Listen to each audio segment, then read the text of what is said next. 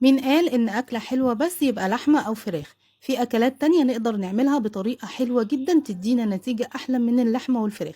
هنسيبهم طبعا وهناكل الأكلة دي. تعالوا بقى نعمل الكبد والقوانص بطريقة روعة جدا، والطعم ولا أروع من كده. هنقول بسم الله ونصلي على الرسول عليه أفضل الصلاة والسلام، وتعالوا نشوف وصفتنا. في صينية كبيرة حطيت الدهن اللي هو بيبقى على القوانص، وكمان حطيت قطعة من اللية، ولحد ما خليتهم يسيحوا خالص كده هنزل بالقوانص غسلاها جدا، وكمان مقطعاها شرايح طولية. اديتها بقى صدمة كويس جدا لحد ما نشفت كده، وبعد كده بخليها على جنب وانزل بالقلوب غسلاها كويس جدا ومقطعاها برضو شرايح طولية.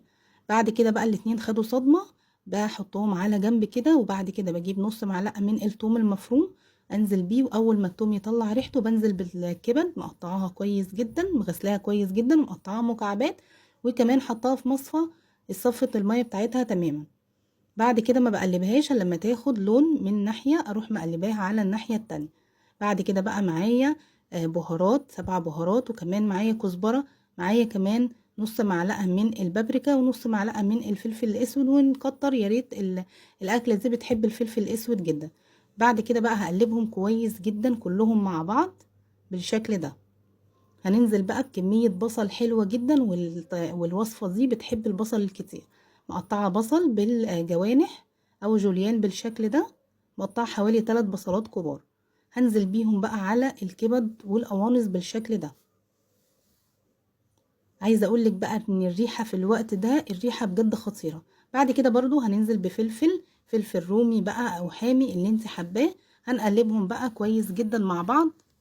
هننزل بمعلقة من الصويا صوص ومعلقة من دبس الرمان، والصوصات دي بتدينا طعم حلو جدا.